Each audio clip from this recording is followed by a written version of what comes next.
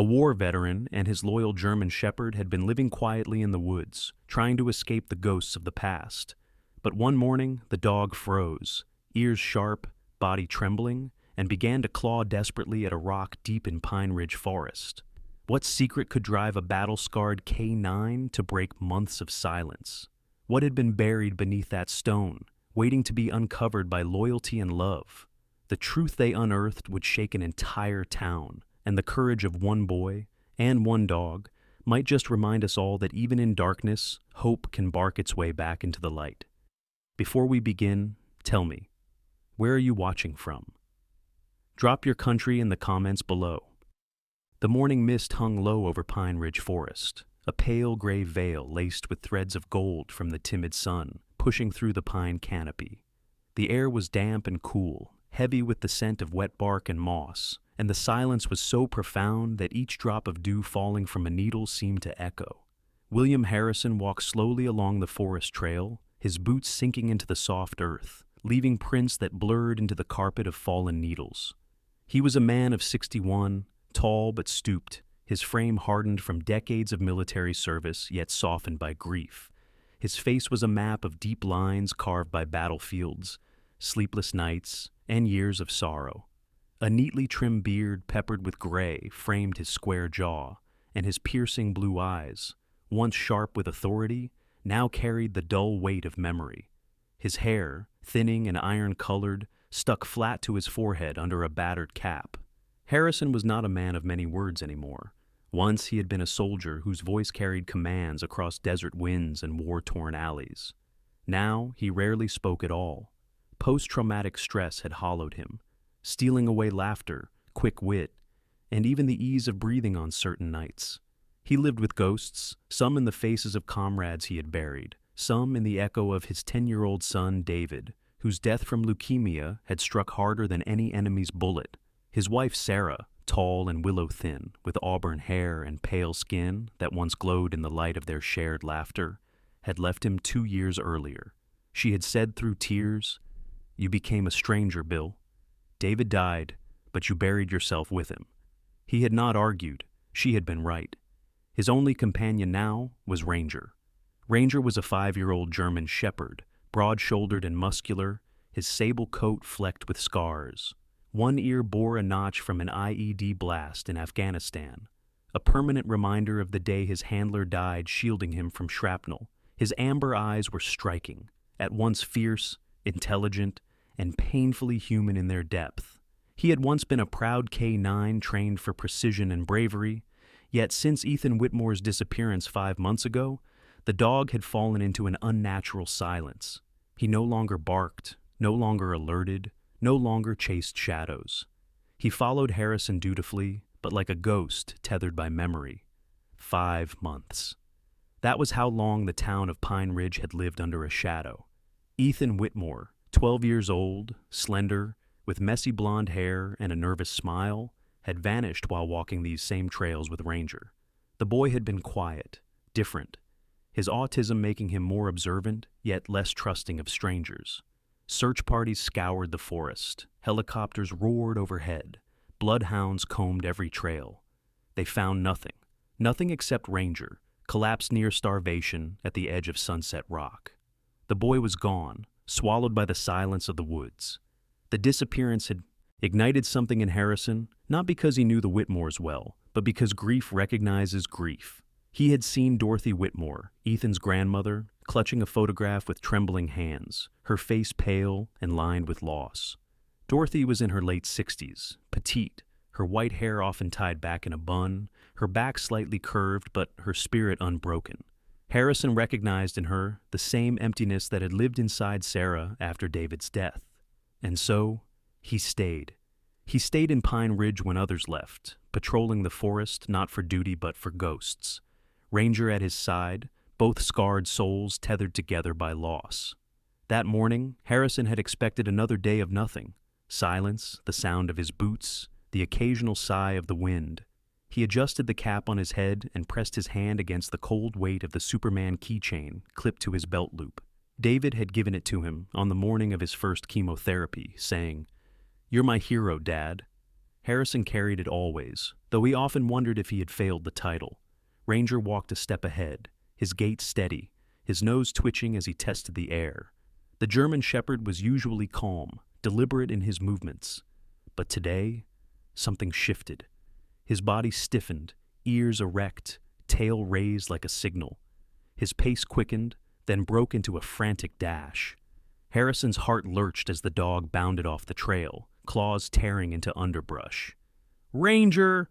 Harrison's voice cracked the stillness, heavy and unused. The dog did not listen. He crashed through bracken, paws pounding against the earth until he stopped before Sunset Rock, a hulking formation of granite rising from the forest floor. Without hesitation, Ranger began to dig. His claws scraped against stone, earth spraying into the air, each strike more desperate than the last. His growls reverberated like thunder in Harrison's chest. Harrison froze. For 5 long months, Ranger had not made a single sound. No bark, no whine, no growl. The silence of the dog had mirrored the silence of the case, as though both were locked in a pact of grief. And now the forest shook with his bark. It was not just noise, it was a howl ripped from the marrow, a sound of memory clawing back from the abyss. "Easy, boy," Harrison muttered, stumbling forward. His voice was calm, but his hands trembled as he reached out. Ranger ignored him, paws bleeding as he tore at the stone, amber eyes wild with purpose. The dog's body trembled with every strike, yet there was no hesitation. Harrison's mind spun. Why now?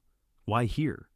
Sunset Rock was just another landmark, a place children used to climb, lovers carved initials, hikers rested their packs. But Harrison's gut twisted with dread. Dogs did not bark without reason, not dogs like Ranger, trained for war, sharpened by instinct.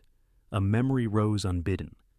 Dorothy Whitmore clutching her chest during a search party, her frail voice breaking as she whispered, "That's where Ethan used to play."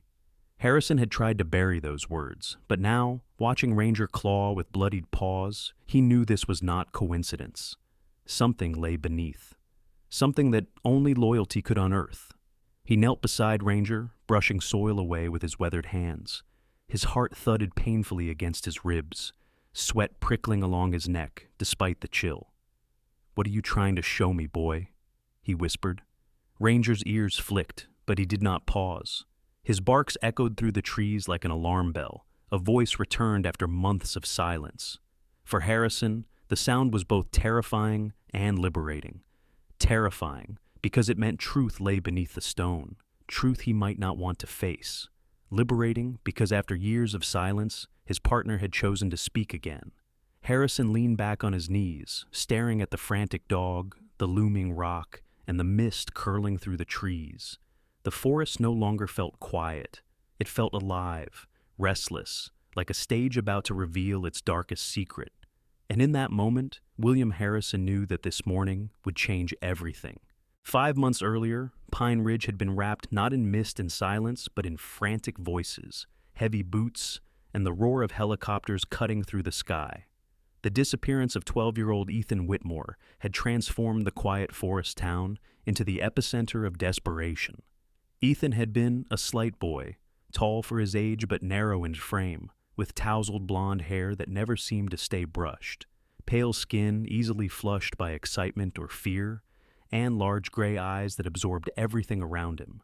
His autism made him quieter than other children, but it also gave him a sharp, almost unsettling awareness of details. The way the leaves bent toward the wind, the smell of rain before the clouds broke, the precise timing of his grandmother's footsteps across the porch boards. He had been cautious with strangers, often clinging to his grandmother's arm, yet when he trusted fully. His bond with Ranger had been instant and profound. To Ethan, the German Shepherd was not just a dog, but a fortress, a companion who understood without words. On that fateful afternoon, Ethan and Ranger had walked into Pine Ridge Forest, the boy humming quietly, clutching his blue backpack decorated with faded Pokemon patches his grandmother had sewn on to make it feel special. Dorothy Whitmore had watched them leave from the porch, her small frame dwarfed by the wooden swing she sat upon. Dorothy, at 68, carried the kind of strength that only decades of hardship could mold. She had lost her husband to a logging accident years ago, and her daughter, Ethan's mother, had left town soon after, too restless or too broken to stay. Dorothy's face was lined with years of sun and grief, her silver hair always tied back, her hands rough from a lifetime of work. Yet she had poured all her tenderness into Ethan, the boy who needed structure, patience, and love that never wavered. When the hours stretched past sundown and neither boy nor dog returned, Dorothy's chest clenched with the certainty that something had gone wrong. She called Sheriff Greg Mathers, a man in his late 40s, broad-shouldered, with a neatly shaved head and the deep-set eyes of someone who had seen too many small-town tragedies. Mathers was respected for his steady presence, though his own life had been scarred by the drunk driving accident that killed his younger brother. That wound had made him fiercely protective of children in the community, and when Dorothy's trembling voice came through the phone, he mobilized his deputies without hesitation. The search swelled quickly. Volunteers poured in from Pine Ridge and beyond, loggers with chainsaws, nurses with first aid kits, church members clutching lanterns. Among them was William Harrison, the retired soldier who had only recently moved to the outskirts of town. His reputation preceded him. Neighbors whispered about the tall, gaunt man with the sharp eyes, the ex-captain who avoided crowds but always walked, with the German shepherd at his side. That night, Harrison appeared at the sheriff's station. Ranger pressed against his leg and offered to help. He said little, but the steel in his voice silenced doubts. Search teams combed the trails, their flashlights cutting through the dark. Ranger, released into the forest, tracked scents tirelessly, his paws bleeding from stones and thorns. Harrison, though haunted by his own son's memory, pushed deeper into the woods, his chest tight with every cry of "Ethan!" echoing through the trees. He remembered too clearly the sterile hospital corridors, the helplessness of watching David's life ebb away, and he could not bear to imagine another child vanishing without a trace. For 6 weeks, Pine Ridge lived and breathed nothing but the search. Helicopters thundered overhead, dogs barked into the night, and Dorothy prayed on her porch until her knees ached. The town rallied, school teachers prepared meals for volunteers, shopkeepers donated supplies. Children drew posters of Ethan's smiling face. Hope rose and fell like the tides. A scrap of fabric caught on a branch, a shoe print near the creek, a neighbor claiming to have seen a boy walking at dusk. Each lead dissolved into nothing. When Ranger was finally found, collapsed at the edge of Sunset Rock, his ribs visible under his matted fur, his tongue dry and cracked, Harrison carried him back in his arms.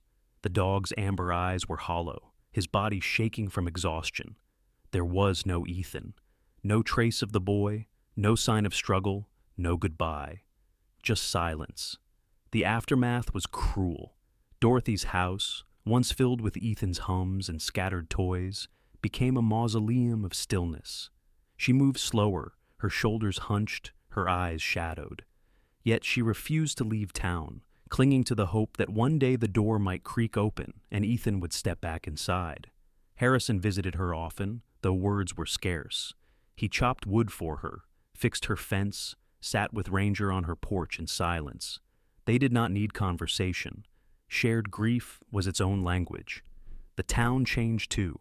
Pine Ridge had always been a community of trust, neighbors leaving doors unlocked, children biking freely. After Ethan vanished, locks clicked, curfews tightened, and parents walked their children to school instead of letting them run ahead. Whispers grew in church pews and at diner counters. Was there someone among them who knew more than they said? The forest, once a place of beauty, became a labyrinth of suspicion. For Harrison, the case fused itself to his soul. Each morning, he woke with the weight of failure, as if his inability to protect his own son had now extended to Dorothy's grandson. PTSD already carved holes in his nights, filling them with gunfire and ghosts. Now Ethan's absence threaded itself into the nightmare tapestry. He saw the boy's face in the shadows of trees, heard his laugh in the creak of branches. Ranger mirrored his torment, falling into a silence as profound as his own. The dog, once trained to bark commands, now moved like a phantom, his ears drooping, his voice lost. And so, Harrison stayed. He had planned to leave Pine Ridge after retirement, perhaps travel, perhaps find a quieter corner to bury his pain. But Ethan's disappearance tethered him here. He could not leave Dorothy to grieve alone, could not leave a mystery half buried. In Ranger's silence, in Dorothy's tired eyes, in the hollow town, he saw fragments of himself. He understood that his fate was bound to this forest until the truth revealed itself. On that day 5 months ago, when Harrison lifted Ranger into his arms and carried him out of the woods, something inside him shifted. He had thought his story ended with David's death, that life had nothing left but shadows. Yet here, in Pine Ridge, among strangers bound by sorrow, a new story had begun. A story not of healing yet, but of unfinished business, of a truth waiting to be unearthed. The air was brittle that morning, carrying the faint scent of pine resin and damp earth as the search team trudged through the undergrowth. 5 months had passed since Ethan vanished, yet something about Ranger's sudden frenzy near Sunset Rock had stirred a restless urgency in the group. His barking, raw and unrelenting, had shattered the stillness like a siren no one could ignore. William Harrison followed the German shepherd closely, his breath rising in steady clouds as his boots sank into the soil. Ranger was transformed, no longer the hollow shadow he had been since Ethan's disappearance. His amber eyes burned with focus, his muscles taut, his movements purposeful. Harrison, though weary, felt the tremor of hope pulsing through his veins. Behind them, Sheriff Greg Mathers coordinated the volunteers. Mathers's bulky frame moved with surprising agility for a man in his late 40s. His shaved head gleamed with sweat despite the chill, and his square jaw clenched tight as he barked orders. Years of bearing the weight of small-town tragedies had carved grooves into his face, but his voice carried authority, a tone that cut through doubt. Beside him trudged Deputy Carla Ruiz, a newcomer to Pine Ridge. Carla was 32, petite with olive skin, and a mane of dark curly hair tucked beneath her cap. She was sharp-eyed and quick to notice details others missed, her mind wired for procedure. But beneath her calm exterior lingered insecurity. She was new, eager to prove herself in a town that still viewed her as an outsider. The group fanned out near the base of Sunset Rock. Harrison crouched low, brushing soil away with his weathered hands where Ranger had been clawing. The German shepherd whined, his body vibrating with tension. Harrison's fingers scraped against something solid. He tugged, the earth reluctant to let go, until at last a scrap of faded nylon emerged, sky blue, streaked with dirt and time. "Backpack!" Harrison's voice cracked the air. The volunteers pressed closer, their flashlights converging. Sheriff Mathers knelt, his knees grinding into the mud, and helped Harrison lift the object free. The backpack was caked with soil, its straps frayed, but unmistakable. Faded Pokemon patches clung stubbornly to the fabric, stitched carefully into place by a hand that had wanted the boy to feel special. Dorothy's hand. Carla Ruiz swallowed hard. "That's Ethan's, isn't it?" Harrison nodded, his chest heavy. Ranger whined again, pressing his nose into the mud as though urging them to go deeper. They carried the backpack back to Dorothy Whitmore's home that evening. The old woman sat on her porch, her hands trembling as the bag was laid before her. Dorothy's face, pale and lined like parchment, crumpled as her fingers traced the patches. "I sewed these for him," she whispered, her voice breaking. "He hated plain things. Said plain things were easy to lose."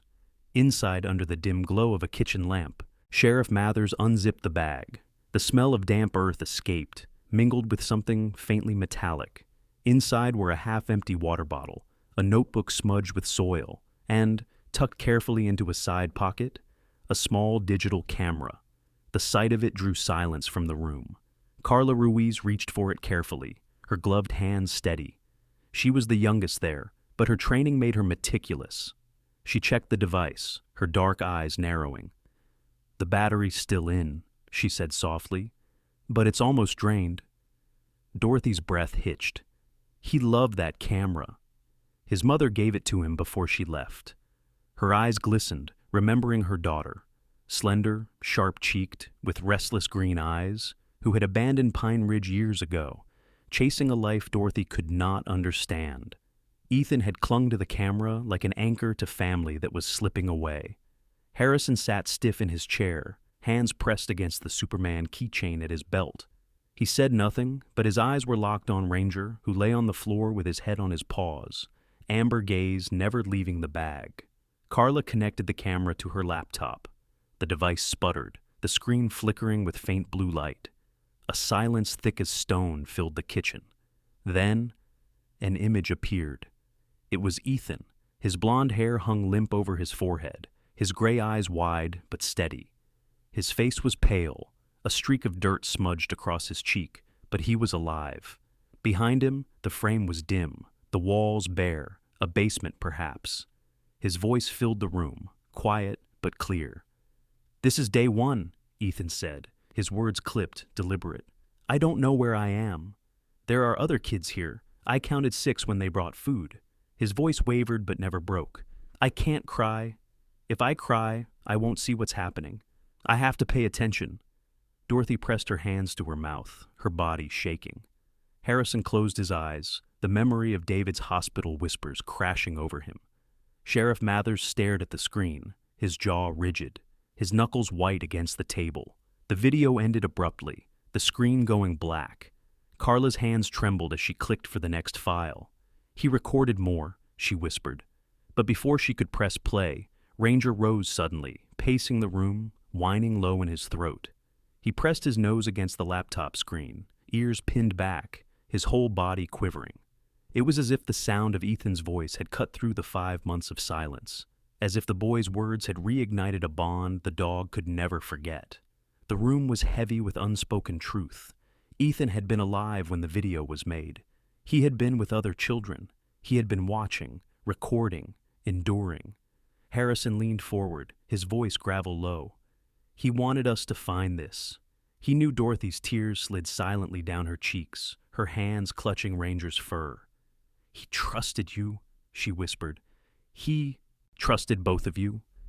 The weight of the discovery pressed into every corner of the room.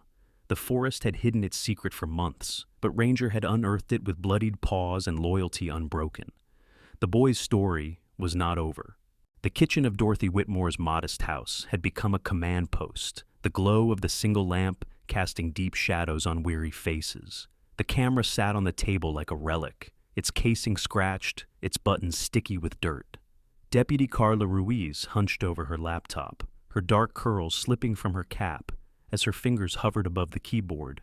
William Harrison leaned forward, elbows braced against the wood, the Superman keychain swinging lightly from his belt loop. Dorothy sat with her back straight though her body trembled, her hands clasped tight in her lap.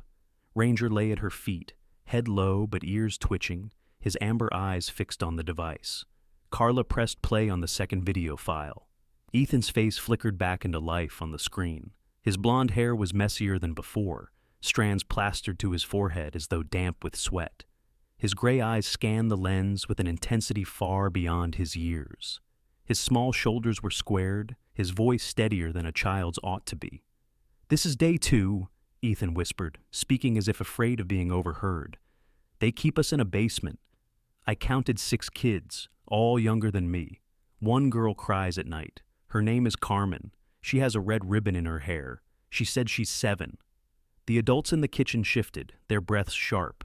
Dorothy's face crumpled, tears blurring her vision as she whispered the little girl's name under her breath, as though invoking it might protect her.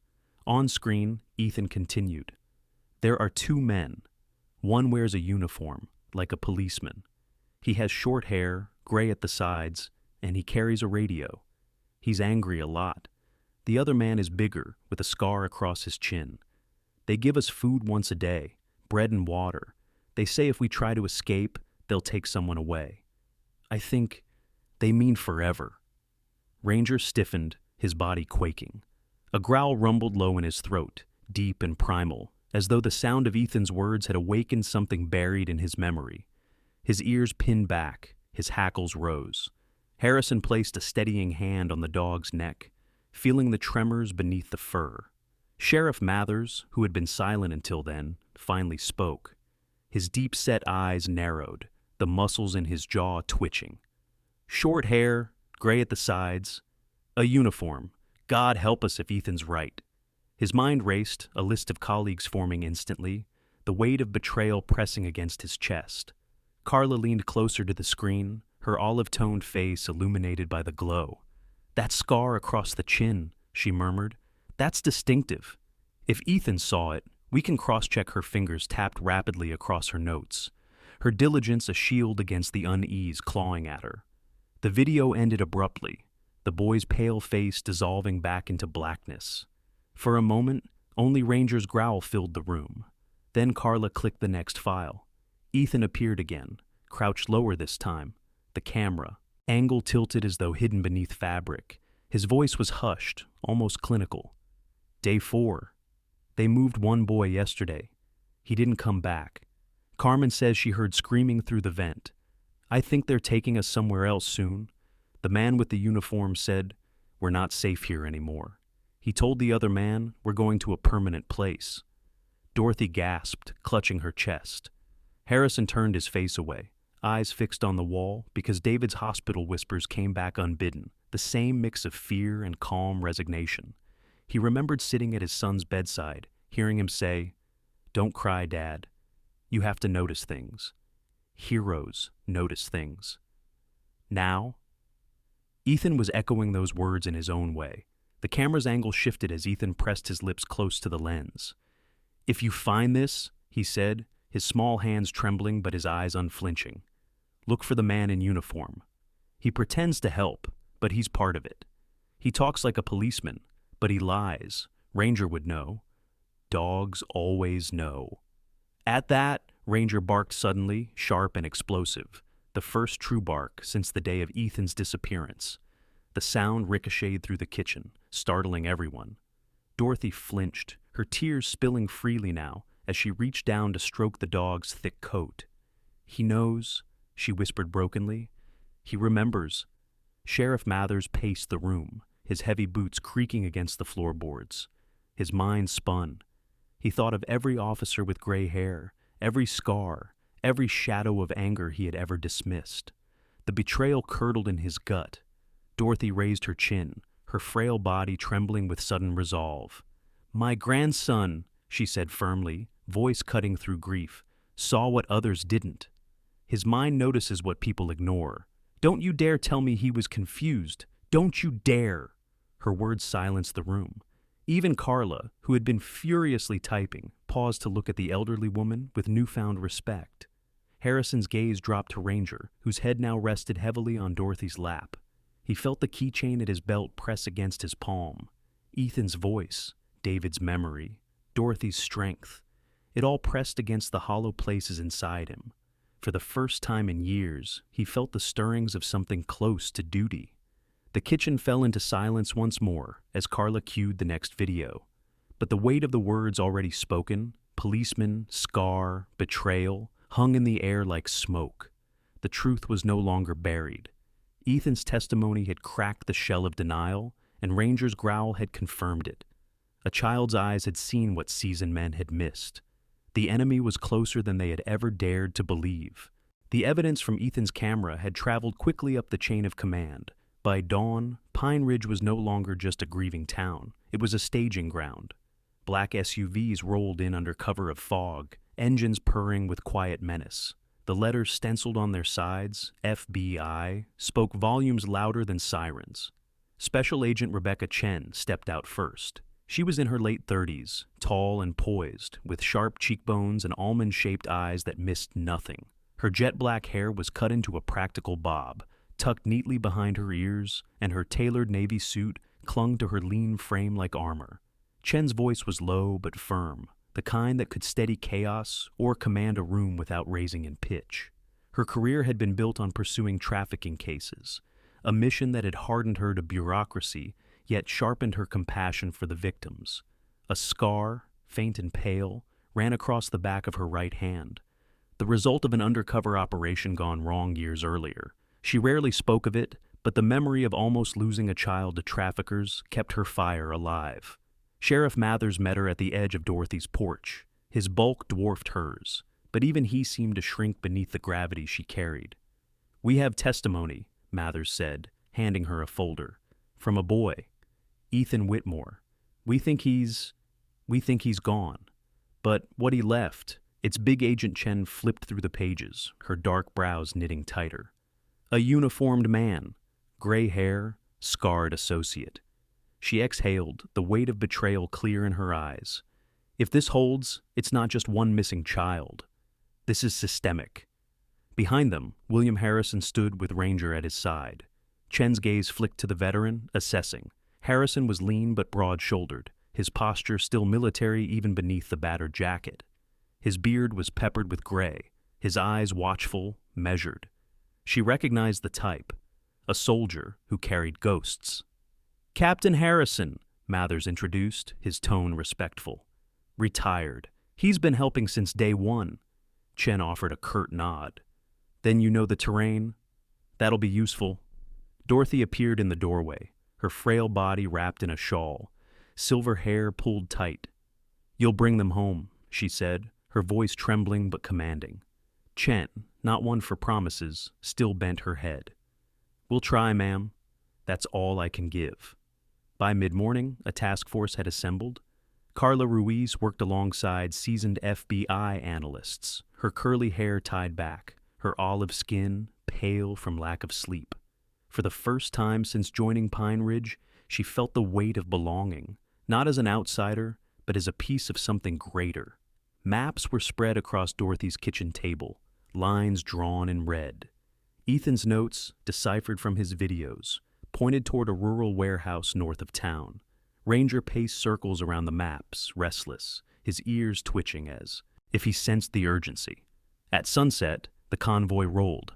Harrison rode in the lead vehicle with Chen and Mathers, Ranger at his feet. The air smelled of gasoline and pine, the kind of scent Harrison associated with deployments. He clenched the Superman keychain in his palm, remembering David, remembering promises broken. He thought of Webb, Marcus Webb, the man Ethan's description seemed to fit. The thought twisted like a knife. Marcus Webb had once been more than a colleague.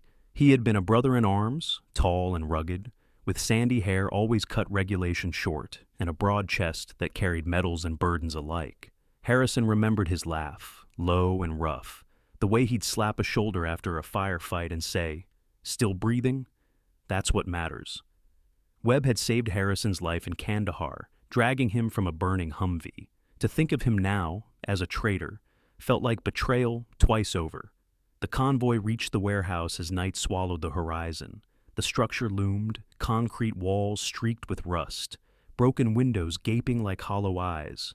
Armed agents fanned out, their dark uniforms blending with the shadows. Spotlights flicked on, slicing the night. "Alpha Team, East Entrance. Bravo, Circle West. No noise until my call," Chen ordered, her voice clipped. Ranger stiffened, nose raised, tail rigid. A low growl vibrated in his throat. Harrison followed his line of sight. The dog pulled forward, leading them to a narrow vent at the base of the wall. The faintest whimpering leaked through. Children. "Here," Harrison whispered hoarsely. Chen signaled. Agents moved fast, silent, breaching the vent to confirm. 6 children huddled inside a cramped basement room, their faces pale, eyes wide. Carmen was among them, her red ribbon dangling loose in her hair. She clung to a younger boy, both trembling but alive. The eruption of relief was tempered by urgency. Armed suspects were still inside. Shots rang out from the far hall. Webb's voice bellowed through the chaos, deeper now, cracked with desperation. "Stand down! Don't you touch them!" Harrison froze. The sound was unmistakable. Marcus Webb. Through the haze of gunpowder, Harrison glimpsed him. A shadow of the man he remembered, his sandy hair streaked gray, face gaunt, uniform disheveled, a pistol shaking in his hands. "Marcus!" Harrison called, his voice rough. "It's me." Webb's eyes flicked toward him, a storm raging inside. For a heartbeat, Harrison saw the man who once dragged him from fire. Then Webb's jaw tightened, his gaze sliding to the children behind Ranger's barking form. The standoff stretched, breathless. Finally, Ranger lunged forward, barking ferociously, his body a wall between Webb and the children. Agents surged. Webb faltered, lowering his weapon just enough for Chen's team to disarm him. The raid ended with children rescued, 6 lives spared from further torment. The warehouse rang with sobs and shouts. Radios crackling with victory and strain. Dorothy, waiting miles away, would soon hear the news her heart had begged for. Some children had been found, alive. Yet Harrison's relief was hollow. The man who had once saved him now stood in handcuffs, his eyes hollow, his body broken. The circle of crime had tightened around Pine Ridge, and Harrison realized with cold certainty. This was only the beginning. The night air outside the warehouse was sharp, carrying the tang of rust and smoke from discharged weapons. Floodlights cut through the darkness, painting the cracked concrete in sterile white. The children had already been rushed into waiting vans, wrapped in blankets and guarded by medics with soft voices and steady hands. Their sobs still echoed faintly, drifting into the night like ghosts unwilling to leave. Marcus Webb stood near the side of an armored vehicle, his hands cuffed behind him. His once proud frame seemed to have folded inward, shoulders slumped, sandy brown hair streaked with gray hanging over his brow. His uniform was stained, buttons missing, a man's pride unraveling at the seams. The square jaw that once exuded confidence was now hollowed by months of desperation. Sweat glistened along his temple despite the cold. His hazel eyes Harrison remembered from battlefields, flickered with something between defiance and despair. William Harrison approached slowly, Ranger padding beside him. The German shepherd's fur bristled along his spine, amber eyes locked on Webb. His body was taut, ready, every muscle trembling with the instinct to protect. Harrison's hand brushed the dog's head, but Ranger did not relax. "Marcus," Harrison said, his voice low, rough with both rage and grief. Webb looked up, his lips twitching into a bitter smile. "Bill, never thought we'd meet like this." Agent Rebecca Chen stood a few paces away, her arms crossed, posture rigid. She had removed her jacket, the white blouse beneath marked faintly with dust, but her gaze never wavered. She was the kind of professional who would let the conversation unfold, only stepping in when the line of law demanded. Sheriff Mathers lingered nearby, his massive frame tense, his shaved head gleaming under the floodlights. Harrison took another step forward, the keychain at his belt swinging lightly, a relic of his own son. His eyes narrowed. "Tell me why, Marcus. Why betray everything?" Webb's jaw tightened, and for a moment he said nothing. Then he exhaled sharply, his breath visible in the cold. "Jacob," he muttered. "My boy. He's 12. Same age as Ethan." Ranger growled at the name, his ears flicking back. Harrison's chest tightened, but he let the silence stretch until Webb continued. "They told me he'd die without treatment. Rare kidney disease. Insurance laughed in my face. Hospitals wanted cash I didn't have. I begged for help, Bill. You know me. I served. I bled for this country. But when it came to saving my son, all I got was paperwork and shrugs. Then they came." His hazel eyes lifted, wild and raw. "They offered money. Enough for surgeries, for medicine. All I had to do was look the other way. At first I thought, just one time, just one lie. But it never stopped. Each time I tried to pull out, they reminded me, my son, my family." Harrison felt his throat close. He remembered Jacob, small, thin boy, with mop of brown hair, quiet eyes, who once sat in the bleachers during a parade, waving timidly as his father marched past. He imagined the boy now, pale in a hospital bed, a child caught in the crossfire of sins not his own. "Where are the others?" Harrison demanded, forcing the words past the lump in his throat. Webb's head dipped, shadows carving deeper lines across his face. "North Ridge, abandoned farmstead, 30 miles out. They move the kids every 2 weeks. I was supposed to take these ones there tomorrow." His voice cracked. "They're alive." For now, Agent Chen's eyes flickered, sharp with calculation. She gestured quietly to one of her men, who moved off to radio the coordinates. Her voice remained steady. "We'll confirm. Keep him talking." Harrison stepped closer until only Ranger's tense body separated him from Webb. His memories swirled. Kandahar, smoke, blood. Webb's arm pulling him from fire. "You saved my life once," Harrison whispered, his voice breaking. "And now this? You damn fool, you became the fire." Webb's face twisted, pain etched across every angle. Don't you dare think I wanted this. Every night I see their faces, Bill. I see Ethan. That boy. He looked at me like I was supposed to protect him. And I didn't. I couldn't. Do you know what that does to a man? Ranger's growl deepened, vibrating against Harrison's leg. The dog's amber eyes locked on Webb, as if remembering Ethan's voice calling him loyal. Harrison knelt briefly, pressing his palm into Ranger's fur, steadying them both. You had a choice, Harrison said, rising again. You always had a choice. Webb's eyes shimmered, and for a fleeting second, the soldier he once was seemed to resurface. And what about you? He shot back, his voice hoarse. You think hiding in these woods is noble? You think drowning in ghosts makes you better than me? We're both broken, Bill, just in different ways. The words cut deep, striking the places Harrison had tried to bury. He clenched his jaw, refusing to show it. Difference is, Marcus, I didn't trade children for survival. The silence after was heavy, broken only by Ranger's steady panting and the distant static of radios. Finally, Webb sagged against the armored truck, his cuffs clinking faintly. Take me away. Do what you have to. But promise me one thing. Find Jacob. Tell him I wasn't always a monster. Harrison's gaze flicked to Chen, whose jaw had tightened but whose eyes softened briefly. Then he looked back at Webb, seeing not just the traitor, but the man who once carried him from fire. He gave a slow, weary nod. We'll find him. Ranger eased slightly, though his body remained between them, a silent sentinel. His loyalty was unwavering, to Harrison, to Ethan, to the truth. And as the agents led Webb into the dark belly of the van, Harrison's chest ached with a grief deeper than victory. For Ethan, for Dorothy, for Jacob, and for the man who had once been a brother, now reduced to chains. The farmhouse mentioned by Marcus Webb had been raided at dawn. FBI vans surrounded the dilapidated structure, agents moving with silent precision. The children kept there were gone, moved days earlier, as Webb had warned.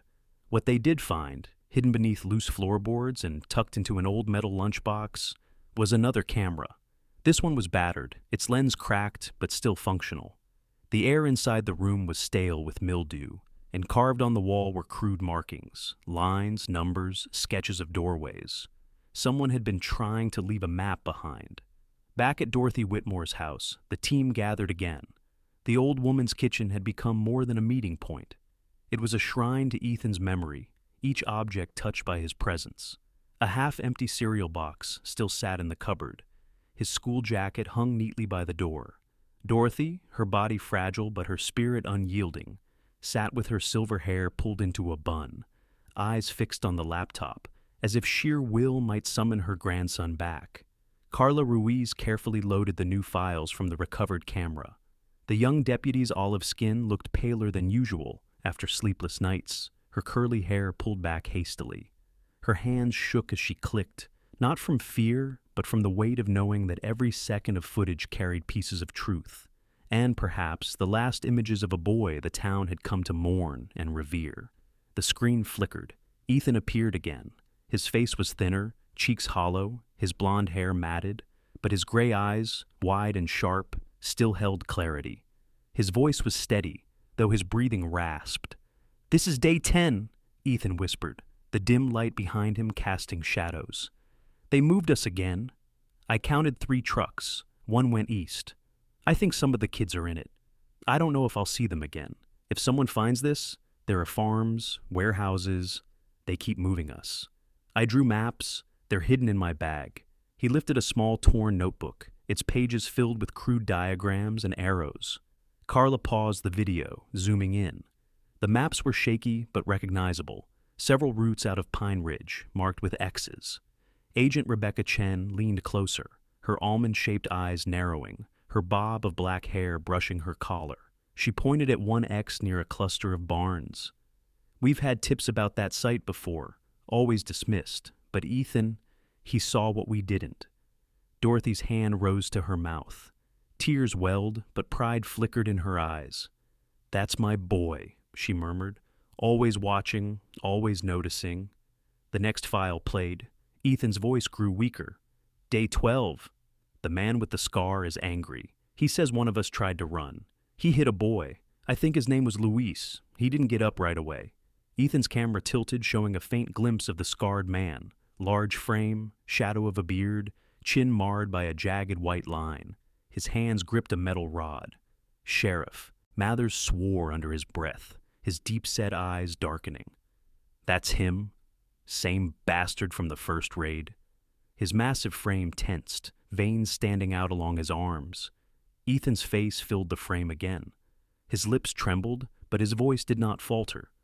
I don't know if I'll make it, but if you find this, don't stop. Don't stop looking. The man in uniform talks to others. He says names. I think some of them are police. I heard one. Webb. I think he was supposed to be helping us. Ranger growled, a low vibration rolling through the floorboards. Dorothy reached down instinctively, her frail hand stroking the German shepherd's sable coat. The dog pressed closer, finally resting his heavy head on her lap, amber eyes shimmering with something that looked like grief. The room fell silent. Harrison stared at the boy's face on the screen. His mind split between memory and present. David's voice in the hospital, urging him to be strong, Ethan's whispers urging them to never stop. He tightened his hand around the Superman keychain, feeling the grooves dig into his palm. The last video file loaded. Ethan sat against a wall, his shoulders hunched, his notebook open in his lap. His breathing was labored. He lifted his face toward the lens, eyes glassy but determined. If you're watching this, it means I didn't make it. That's okay, because maybe you found the others. Maybe you stopped them. He coughed, his thin chest rising sharply. Tell my grandma. I tried. Tell her I wasn't scared, because I had Ranger once, and he always made me feel safe. Heroes don't always win, but heroes don't give up either. The camera tilted, capturing one final image. Ethan pressing his small hand to the lens, his palm smudging the view. The video ended in darkness. Dorothy's sobs broke the silence. She clutched Ranger's head against her chest, her tears soaking into his fur. The dog stayed still, his body rigid yet gentle, as though he understood the weight of the old woman's sorrow. Agent Chen's face softened, though her voice remained firm. These recordings don't just document crimes, they're roadmaps. They'll bring this network down. Carla wiped her eyes quickly, embarrassed, but Harrison said nothing. He sat back, hollowed by grief, yet filled with something else. Respect. Ethan had not just survived, he had fought back in the only way he could, leaving behind breadcrumbs that would lead others to safety. Dorothy lifted her chin, her frail body trembling, but her voice strong. He's my grandson, and he was a hero. And in that moment, everyone in the room, agent, sheriff, deputy, veteran, and dog, knew she was right. 6 months had passed since the warehouse raid, but Pine Ridge had not returned to silence. Instead, the town buzzed with a new kind of energy, one born not from fear, but from purpose. The story of Ethan Whitmore and his German shepherd companion had spread far beyond the forested valley. Newspapers carried his name, news anchors spoke of his courage, and families in towns he had never visited whispered prayers of gratitude for the boy who noticed what others ignored. Dorothy Whitmore, once known as the frail widow with tired eyes, now stood as a symbol of perseverance. At 70, her back was bent, her silver hair always pinned in place, and her wrinkled hands shook when she tried to hold a pen for too long, but her voice carried authority. She spoke at churches, schools, and town meetings, always with Ranger at her side, telling the story of her grandson who refused to look away. Though grief still shadowed her every step, pride lit her from within. Ethan taught us, she would say, that even the smallest voice can echo loud enough to change the world. William Harrison remained at her side, no longer the isolated veteran who had once haunted the woods. At 61, his body was lean, his beard streaked with more gray than before, his piercing blue eyes tempered by reflection rather than rage. PTSD still visited him at night, in memories of Afghanistan and the slow death of his son, David, but Ranger's steady presence grounded him. And in Dorothy's mission, he found purpose. Together, they founded Whitmore Investigations, a non-profit dedicated to helping families of missing children. Harrison's military discipline shaped their operations, structured search plans, organized volunteer units, and training seminars for law enforcement. Dorothy handled the compassion, sitting with grieving mothers, praying with fathers, holding hands that trembled like her own had once done. The nonprofit quickly drew attention. Donations trickled in at first, then surged after a televised interview. That broadcast introduced the nation to Ranger, the sable-coated German shepherd who had clawed Sunset Rock until his paws bled. Viewers were struck by his amber eyes, calm yet piercing, as he sat beside Dorothy on camera, his head bowed into her lap. Children mailed letters addressed to him, crayon drawings of dogs with capes, scrawled messages like, "Thank you, Ranger, for saving the kids." Agent Rebecca Chen, still stationed in the region to unravel the trafficking network, often visited Pine Ridge to provide guidance. She was admired for her unwavering composure and sharp intellect, but it was her rare smile that Dorothy cherished most. Chen had lost a child once during an undercover sting gone wrong, a secret she rarely voiced, so she treated the nonprofit not as charity, but as justice. "Ethan gave us a roadmap," she told Harrison one evening, her almond-shaped eyes narrowing with conviction. "The least we can do is follow it." Sheriff Greg Mathers also lent his strength. The massive, bald-headed lawman, who had once carried Pine Ridge's sorrows alone, now trained younger deputies using Whitmore investigations methods. His voice still rumbled with authority, but his laughter, once scarce, returned when he visited the community center. Beside him often was Deputy Carla Ruiz, petite and sharp-eyed, who had grown into her role. No longer the outsider, she now spoke at regional conferences about building trust between law enforcement and families. She credited Ethan for teaching her patience and vigilance. The Ethan Whitmore Memorial Scholarship was launched that autumn. At its first ceremony, Dorothy stood on the stage of Pine Ridge High School auditorium, her thin frame dwarfed by the heavy curtains. Dozens of students filled the seats, some clutching applications, others just curious. Ranger sat obediently by her side, his sable coat gleaming under the stage lights. Dorothy's voice shook but did not falter as she announced the first recipients. Children from families who had endured loss, some who had survived abductions, others who carried scars invisible but deep. Each child walked across the stage, their faces nervous but glowing with hope. In the crowd sat Sarah Harrison, William's estranged wife. She had returned quietly to Pine Ridge after years away. Still slender, with auburn hair falling in waves, her pale skin lined by grief and guilt, Sarah carried herself with a mixture of fragility and strength. She had left William when David died, unable to watch him vanish into silence. But seeing her husband now, shoulders squared, his hand steady on Ranger's head, brought tears to her green eyes. They exchanged no words that evening, but the look they shared spoke of something fragile rebuilding. The movement spread beyond Pine Ridge. Cities across the state adopted the slogan, "No one forgotten." Schools hosted assemblies where children learned safety through Ethan's story, and churches lit candles in his name. Ranger became a traveling ambassador, visiting classrooms, demonstrating obedience and loyalty, teaching that bravery comes in many forms. His calm presence comforted children who had once been terrified of uniforms and authority. One such child was Carmen, the 7-year-old girl with the red ribbon in her hair, rescued from the basement with Ethan. Now safe with her aunt, Carmen was petite, with dark eyes too old for her years. She rarely spoke at first, but when Ranger visited her school, she ran forward without hesitation, burying her face in his thick fur. Slowly, she began drawing again, pictures of a boy and a dog standing in sunlight. "She calls them the angels who found her," her aunt explained softly to Dorothy. The nonprofit continued to uncover cases, some resolved with joyous reunions, others ending in heartbreak. Each time, Dorothy and Harrison carried Ethan's story forward. Each time, Ranger stood at their side, his amber, eyes reflecting both loyalty and loss. Pine Ridge transformed. The diner that once whispered suspicion now displayed Ethan's photo by the register. The church bells that had tolled for grief now rang in celebration when a child was found safe. And the forest, once a place of fear, became the site of annual candlelight vigils where townsfolk gathered under the pines, holding lanterns high as Ranger barked once into the night sky. A reminder that vigilance and hope must never be silenced. Ethan Whitmore's body was never recovered, but his legacy was undeniable. He had left behind maps, testimony, courage, and an unbroken chain of hope. A boy of 12, an old woman, a haunted veteran, and a battle-scarred dog had lit a fire that spread far beyond their town.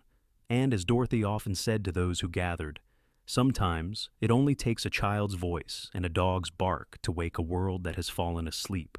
In the end, the story of Ethan and Ranger is not only about tragedy, it is about how love, loyalty, and courage can transform even the darkest valleys into places of light. A boy with quiet eyes, an old woman with trembling hands, a weary soldier, and a scarred dog reminded us all that miracles are not always sudden flashes in the sky. Sometimes miracles arrive in the steady bark of a faithful companion, in the resolve of a child who refused to be silent, and in the community that chooses to rise instead of crumble. And maybe that is God's way of showing us that even broken lives can be mended, and even small acts can ripple into great change.